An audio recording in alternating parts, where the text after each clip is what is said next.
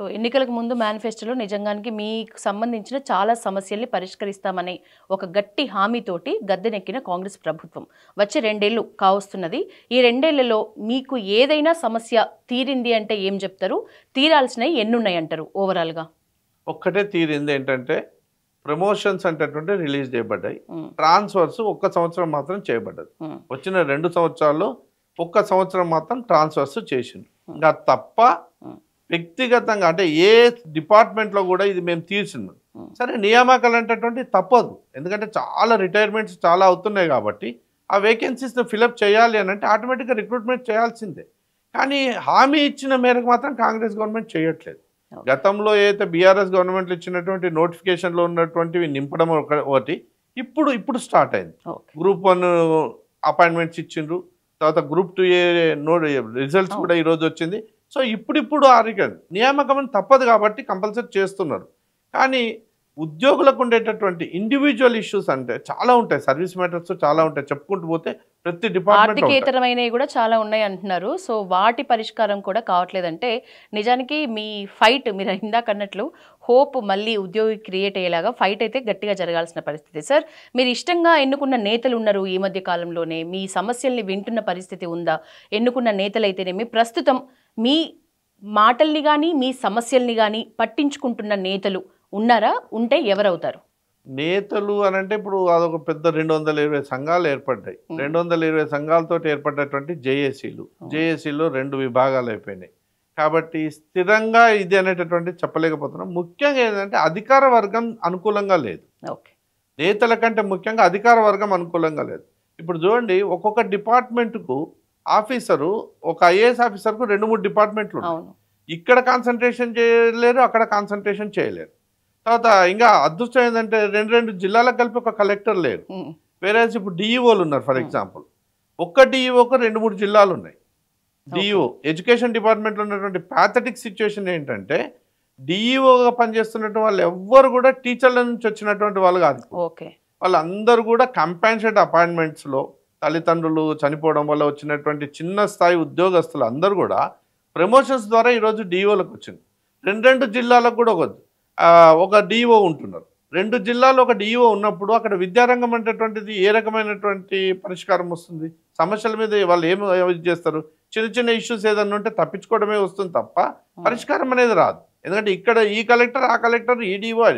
So ఇంతే కాకుండా ఓ 2-3 జిల్లాలకు ఎట్లుందంటే డిప్టీ కలెక్టర్లను ఇన్ఛార్జ్ డిఓలు చేసి. ఓకే.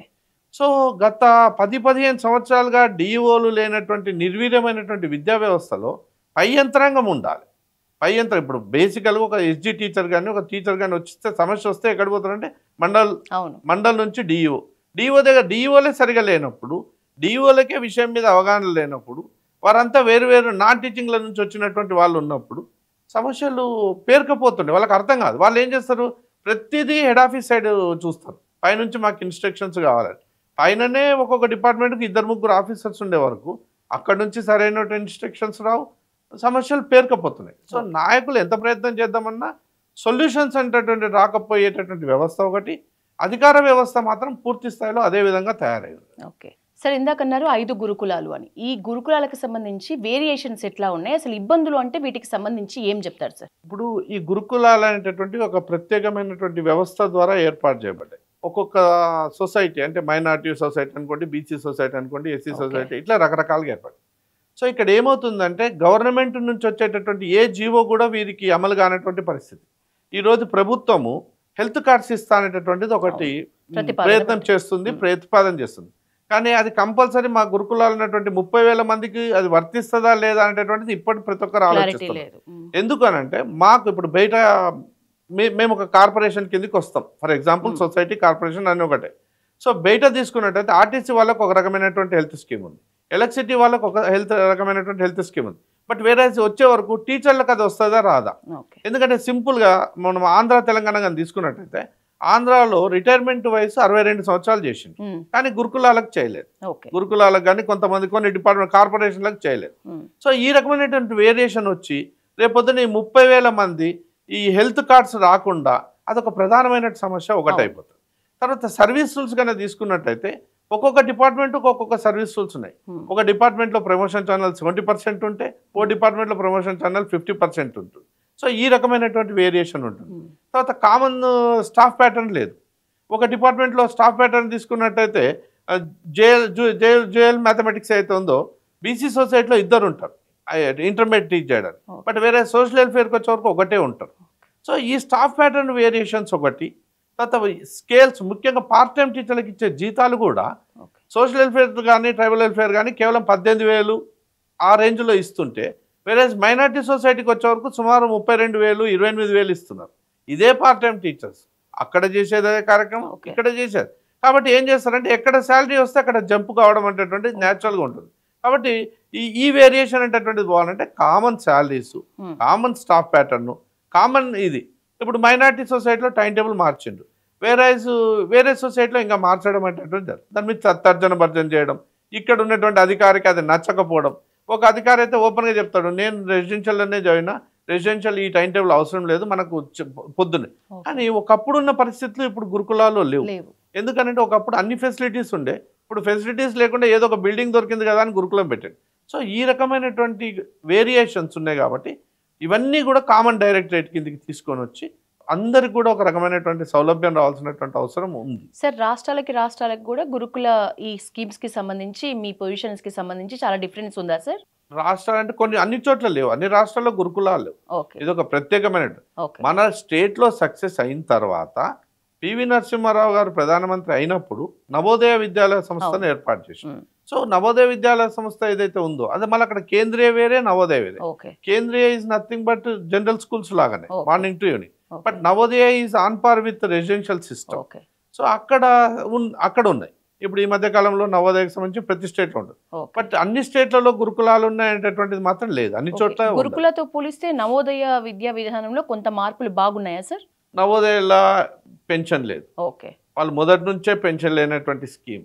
అక్కడ గవర్నమెంట్ అది ఏర్పాటు చేసినటువంటి సమితి ఏదైతే ఉందో పాపం వాళ్ళు రిటైర్ అయి కూడా ఒక ప్రిన్సిపాల్గా రిటైర్ అయినా పై అధికారిగా రిటైర్ అయినా చివరికి వస్తే బయట పెన్షన్ లేనటువంటి దీని కింద ఉన్నటువంటి పరిస్థితి. ఇంకా వాళ్ళకి అప్పుడు సిపిఎస్ కూడా లేదు. అది ఎందుకంటే అంతకంటే ముందు 2004 కంటే ముందు రిక్రూట్ అయినప్పటికీ కూడా లేనటువంటి పరిస్థితి ఉంది. సో అక్కడ కొంత వేరియేషన్స్ ఏముంటాయంటే ఒక స్టేట్ విద్యార్థులు వేరే స్టేట్లో చేయడం, స్టాఫ్ కూడా కొంత ఇది చేయడం అనేటటువంటిది ఉంటుంది. అంటే ఇంటిగ్రిటీ అనేది కొంత డెవలప్ అవుతుండొచ్చు నవోదయ వల్ల, కానీ దానికంటే మన గురుకులాలే బెటర్. ఓకే సార్, 36 ఏళ్ల అనుభవం ఉన్న మీకు ఇప్పటికిప్పుడు ఒక 3 ప్రధాన డిమాండ్లు పరిష్కారం అయితే చాలా మందికి మేలు జరుగుతుంది అని అనుకుంటే అవి ఏమవుతాయి సార్? అంటే జనరల్ గానా లేకపోతే జనరల్ గానే మీరు పెట్టిన డిమాండ్స్ లోనే హెల్త్ కార్డ్స్ చాలా కంపల్సరీ అండి. ఓకే. ఓల్డ్ పెన్షన్ స్కీమ్ ఎట్టి పరిస్థితుల్లో రావాల్సిందే అండి. ఓకే. ముఖ్యమైనటువంటిది 317 స్థానికత ఆధారంగా 317 ఇవ్వడం అనేటటువంటి చాలా ముఖ్యమైనది. మిగతా ప్రమోషన్స్ ట్రాన్స్ఫర్స్ అవన్నీ రొటీన్లో జరుగుతాయి, ఈ రోజు కాకపోతే రేపన్నా జరుగుతుంటాయి. ఆ రకంగా ఎప్పుడైనా వచ్చాడు. ఈ 3 ప్రధానమైనటువంటి, ఒకటి 317 అనుకోండి, ఒకటి ఓల్డ్ పెన్షన్ స్కీమ్ అనుకోండి, తర్వాత ముఖ్యమైనటువంటి హెల్త్ కార్డ్స్. ఈ 3 ఎంప్లాయీకి చాలా అవసరం. ఈ 3 మీద ప్రభుత్వంగాన పనిచేసినట్టయితే ఖచ్చితంగా ప్రభుత్వ ఉద్యోగులు రుణపడి ఉంటారు, వాళ్ళు ఆ రకమైనటువంటి గుర్తు కూడా ఉంచుకుంటారు. ఈ 3 చేయనంత కాలం కాంగ్రెస్ ప్రభుత్వం మేనిఫెస్టోలో పెట్టి మోసం చేసింది అనేటటువంటి ఆలోచన మాత్రం ప్రతి ఉద్యోగికి ప్రతి ఉపాధ్యాయునికి వస్తుంది.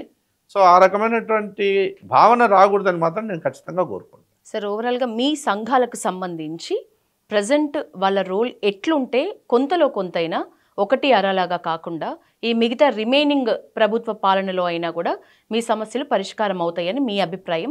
ఓపెన్గా ఒక పిలుపు ఇవ్వమంటే సంఘాలకు కానీ ఫైట్ చేసే వాళ్ళకు కానీ ముందు వరుసలో నిలుచున్న వాళ్ళకు కానీ ఏం చెప్తారు? ముఖ్యంగా ఈ సంఘాలు అనేటటువంటివి ఉన్నాయో కింది స్థాయి నుంచి యూనిట్లను తయారు చేసుకొని ప్రతి చోట చర్చలు అనేటటువంటి కంపల్సరీ పెట్టాలి. నాయకునికి పూర్తి స్థాయిలో తెలిసి ఉండవచ్చు, కానీ ఇప్పుడు సపోజ్ ఒక సంఘం ఉందనుకుందాం, ఒక సంఘం గస్టెడ్ ఆఫీసర్ సంఘం అనుకుందాం, లేకుంటే ఎన్జిఓ ఆఫీస్ సంఘం అనుకుందాం, లేకపోతే యూటీఎఫ్ పిఆర్టీ ఎవరిని తీసుకున్నా కూడా అందులో పనిచేసినటువంటి నాయకునికి తాను పనిచేసిన డిపార్ట్మెంట్ యొక్క సమస్యలు పూర్తి స్థాయిలో తెలుస్తాయి, కానీ పక్కన ఉన్నటువంటి డిపార్ట్మెంట్ గురించి తెలియదు. కాబట్టి పక్కన ఉన్నటువంటి డిపార్ట్మెంట్ నుంచి తెలియకుండానే రిప్రజెంట్ చేయడం వల్ల పరిష్కారం రాదు. తెలిసిండొచ్చు, కానీ దాని మీద చర్చలు అంతర్గతంగా చర్చలు జరగాలి. ప్రతి జిల్లాల్లో కూడా కంపల్సరీ జాయింట్ స్టాఫ్ కౌన్సిల్ మీటింగ్లు ఉండాలి. ఇప్పుడు ఏదైతే రాష్ట్ర స్థాయిలో జాయింట్ స్టాఫ్ కౌన్సిల్ ఏర్పాటైనాయో జిల్లాల ప్రతి స్థాయిలో. జిల్లాలో ఉండాలి. ప్రతి జిల్లాలో ఉండే వరకు ఏమవుతుందంటే జిల్లా స్థాయి నాయకులకు ఒక విలువ అనేది ఉంటుంది. జిల్లా స్థాయి నాయకులు కలెక్టర్ గారి దగ్గర ఉండేటటువంటి సమస్యలు అక్కడికక్కడ పరిష్కరించుకునేటువంటి అవకాశం ఉంటుంది. కానీ ఇప్పుడు అట్లా లేదు, ఓన్లీ స్టేట్లో ఇచ్చిండ్రు. అది కూడా ఈ మధ్య కాలంలో ఒకటి వచ్చేసింది. ఇక జిల్లాలను మర్చిపోయింది. 33 జిల్లాలకు కూడా 33 జాయింట్ స్టాఫ్ కౌన్సిల్ ఉంటే ఆ జాయింట్ స్టాఫ్ కౌన్సిల్లో పనిచేసినటువంటి నాయకులకు అక్కడ సమస్యలను పరిష్కరించుకున్న తర్వాత చెప్పడానికి వస్తుంది. సో ఇప్పుడు ఆ పరిస్థితి లేదన్నట్టు. కాబట్టి నాయకులు ఎవరైనా కానివ్వండి, ఏ సంఘమైనా కానివ్వండి, కింది నుంచి యూనిట్ను పటిష్టంగా చేసినప్పుడు, ఎందుకంటే ముఖ్యంగా ఈ వాట్సాప్లో వచ్చిన తర్వాత సంఘాలన్నీ కూడా వాట్సాప్లోకి ఎక్కువ పరిమితం అయిపోయింది. ఎక్కువ ఇన్ఫర్మేషన్ క్యాడర్కి తెలియడం ఒక మంచి కార్యక్రమే, కానీ క్యాడర్ కదలలేనటువంటి పరిస్థితి.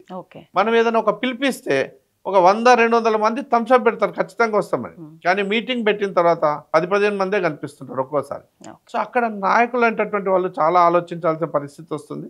సో ఆ గ్యాప్ పోవాలంటే నూతనంగా నియమించబడ్డటువంటి ఉద్యోగులు కానీ ఉపాధ్యాయులు ఎవరైతే ఉన్నారో వాళ్ళను జిల్లా స్థాయిలో, మండల స్థాయిలో పటిష్టం చేస్తూ వాళ్ళ ద్వారా అక్కడ వచ్చినటువంటి సమస్యలను అక్కడక్కడ పరిష్కరించి తర్వాత అక్కడ సమస్యలు ఏదైతే పరిష్కరింపబడవో అవి ప్రభుత్వం వద్దకు తీసుకొని వచ్చి ఇక్కడ ప్రభుత్వం నుంచి దానికి క్లారిఫికేషన్స్ కానీ ఇచ్చినట్టయితే 100% పరిష్కారం. జాయింట్ స్టాఫ్ కౌన్సిల్స్ ఉంటే నిజానికి కొన్ని వరకు మీ పరిమితిలోనే సాల్వ్ అయ్యే పరిస్థితి అయితే ఉంది అంటున్నారు.